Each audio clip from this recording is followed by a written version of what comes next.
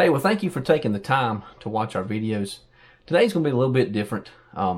Today we're going to recap the video from last week, and we're going to look at the one item that Chris found off video, and we're going to actually get him on the phone here in just a few minutes. Let him tell us how he found it, where it was found, and all of that about this musketball. And he actually has another surprise for you as well. So we're going to talk to him in just a few minutes.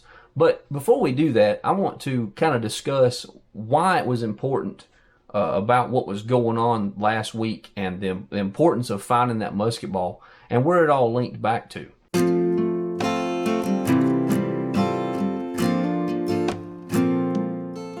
In the years that preceded the French and Indian War of 1754 to 1763, the French made diplomatic inroads with most of the Native American nations east of the Mississippi. One of the exceptions was the Cherokee Nation, whose ties to Great Britain were bound by trade following the Yamasee War of 1715. In return for guns, blankets, cloth, and other commodities, the British received hides, antlers, and even human scalps. But the Cherokee had become an ally to the colony and gave the Carolinians one less enemy to fear along their frontier. As importantly, the Cherokee had become an ally increasingly dependent on supplies and trade with the British colony. On July the 4th, 1753, a Cherokee delegation met with the royal governor James Glenn and the colonial House of Commons in Charleston, which resulted in a treaty that allowed a fort to be constructed in Cherokee territory to protect British interests and defend the Cherokee from their enemies. The fort would be built in a great river valley the Cherokee called Kiowa. And what that meant to the Cherokees was place of the mulberry. And they named it in honor of George, the Prince of Wales. So that's where Fort Prince George got its name. The fort took only 2 months to complete, with its complement of cannons and swivel guns in range of Kiowa town across the river. It was an imposing garrison. Constructed entirely from wood cut from the area, the square fort was relatively small. A bastion stood at each of the four corners with a swivel cannon in each. The fort contained several wooden buildings with dirt floors, which were improved over the years. The garrison was supplied with water from a well located in the center of the fort. The entire footprint of the fort, including the dry moat surrounding it, was only 200 square feet. In 1758, a group of Cherokees returning home from fighting the French in Virginia became embroiled with some Virginians over horses, and 20 Cherokee were reportedly killed. Taking their revenge, the Cherokee killed a group of settlers on the Yadkin River in North Carolina.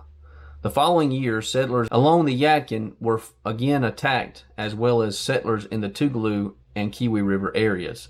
These were the acts of local chiefs and warriors who had fallen under the influence of French agents and not condoned by the Cherokee Nation. In order to preserve the now fragile alliance with the British, the Cherokee sent envoys to Charleston, where they met with an angry South Carolina colonial government. Royal Governor William Henry Littleton demanded that the Cherokee turn over all of the warriors responsible for the deaths of the settlers. The governor needed to resolve this issue and impress the Cherokee that such attacks were not acceptable. He insisted that the situation be resolved at Kiowa. On the way there, Littleton met with 1,400 colonial troops and took the Cherokee peace envoys into custody with the intent of exchanging them for the killers of the settlers.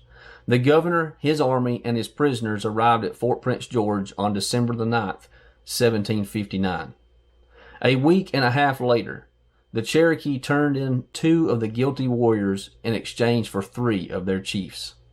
A treaty was signed acknowledging that the remaining chiefs and warriors would be held until the 22 Cherokee responsible for the deaths of the settlers were turned in. Signed under duress, the treaty did not hold. Chief Okanasta sided with the French, and soon the Anglo-Cherokee War of 1760 and 61 erupted, which incurred tragedies for both sides. At this time, the Indians got real hostile and they began attacking settlers and people that lived in the area. They were at once at peace and thought of allies. But these things that took place ultimately caused them to change their mind, change their tune, if you will. So at the time, they had these prisoners of war, if you will, these Indians that were captured. They had them held in prison, basically, at the fort. The few soldiers inside the fort, fearing an escape attempt, rushed to secure their Cherokee prisoners. The first soldier through the door was stabbed to death, and the next was wounded. The troops opened fire, killing 14 Cherokee chiefs. 6 months later, the Cherokee slaughtered the surrender occupants of another fort in one of the most brutal acts of war. In April 1760, South Carolina petitioned General Amherst in New York for help in putting down the Cherokee uprising. He responded by sending Colonel Archibald Montgomery in South Carolina to take control of the situation. Upon arrival, Montgomery raised an army, crossed the 12-mile river just north of Keteche, and destroyed the Cherokee town of East Otoe. The army camped on a hill overlooking Fort Prince George at what is now the park that me, Chris, and Jacob was metal detecting at last week in that video. Later on, we see another army that made their way also to Fort Prince George. The army size was 2,600 men. Another little piece of history about Fort Prince George is, and Liz, I'm sorry, Digging Canuck, I'm sorry about this, but it's in here. 1762, Thomas Sumter was tasked with escorting 3 Cherokee chiefs to London to meet King George III. Returning the chiefs to their territory, he captured a Canadian militia lieutenant who was in the area spreading French propaganda and took him to Fort Prince George.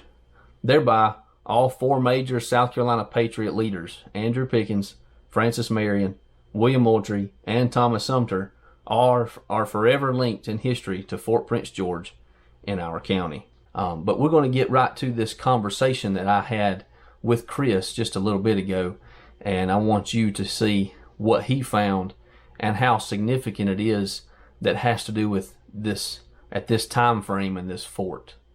So let's listen to that phone interview now. Okay, well, I got Chris on the phone here, and we're going to ask him about this musketball that we have found down there, that he found rather. So, Chris, how you doing today? Not too bad. That's good, man. Well, hopefully we'll be able to get back out there pretty soon. I'm looking forward to getting out there and looking in that area again for more. So it appears that you may have found a musketball, and we've seen it in the last video, but I want to just kind of talk about it a minute with you, since we really didn't have time much to talk about it in the video that we shot last week. But basically, let me just ask this question first of all. What metal detector was you using when you found it? I was using the Garrett AT Pro. Awesome. And with that being said, what did it ring up on it? What was the VDI read up on it? I'm not sure the exact at this time, but I know it was in the lower 70s. Lower 70s. Yeah, it makes sense. That's what I've found lead and stuff in that range VDI. So that's pretty interesting. What color? And it come out of the ground white, didn't it? Yeah, it was gray, white. Had a milky patina or whatever on it, but it was. You could tell it was aged pretty good. Yeah. What made you think that it was a musketball? What was the factors running through your head? Well, when I dug it out of the ground and I brought it out and cleaned it off a little bit, it was like half round on one side, and it basically looked like if you took a clay ball and made it into a circle and threw it at something, it still went half round on one side, splattered on the other. Yeah. That's pretty awesome. And also, in proximity from that roadway that we mentioned in the last video, how far was it from that road? From that roadway, it was about 100 yards. 100 yards. Okay. Yeah. And you mentioned something to me just the other day that while y'all were out there camping that week, that your brother came down there and y'all were swimming around in the lake down there, and he actually found something else. What can you tell us? What he found? Yeah, he found 2 arrowheads. One was still had pretty good shape to it, and the other one it looked like it had been broken half. Wow. I don't know from age or if it may have hit something or what, but he found 2 of them right there close together. They were probably within just a couple of feet of each other. That's pretty awesome. Were they they were in the water? No, they were actually on the shoreline. Ah. We were where the beach where they were swimming. We were walking back up to come back to the camper and up. Not actually in the sand, but when you walk up, you have to walk up a slight incline on the bank, and they were just sitting there on the bank. That is wild. They've been sitting there, ain't gonna tell how long. Just been sitting there. Oh yeah. Wow, that's crazy. Now, in what kind of distance was those arrowheads from that musket ball that you found? Oh, that was probably, I'd say, 40 to 50 yards from where I found the musket ball. Wow. There's a good possibility that those 2 could have been related or even been used the same time, the same day. They're very well possible, yeah. That's pretty awesome. Well, now there's one thing I'd like to add. I actually found that musket ball. It was only about 6 inches in the ground, max, probably between 4 to 6 inches in the ground. Okay. Yeah, that's one of the questions I was going to ask, and I skipped right over it. 4 to 6. That's pretty awesome, man.